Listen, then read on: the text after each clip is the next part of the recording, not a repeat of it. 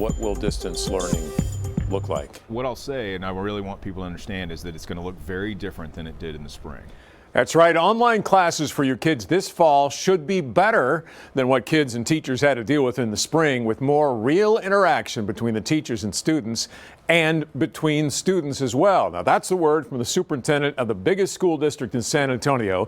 I talked with Dr. Brian Woods of the Northside District for our SA Voice podcast, and he tells me now they've had months to work on online classes. They have a new online interface, new curriculum designed just for online.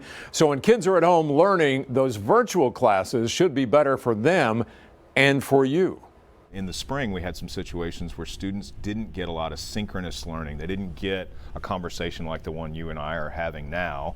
They logged into the system and they were able to do work, but they didn't have a lot of direct instruction, perhaps. That's going to change. Synchronous instruction will be mandatory for elementary age students and highly encouraged for secondary students all through distance learning time. How about parents? Are they going to have to play a much bigger role, as many of them did in the spring? One of our key goals has been that parents would not need to play as large a role in the fall as they did in the spring.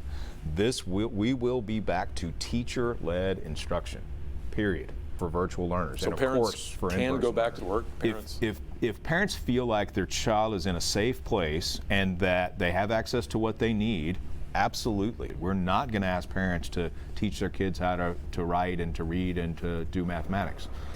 So absolutely, this will be teacher-led. Now, I talked with Dr. Woods about all kinds of things that apply to school districts all over. Great information.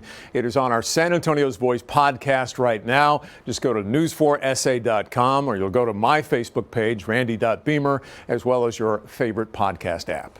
Now you're certified.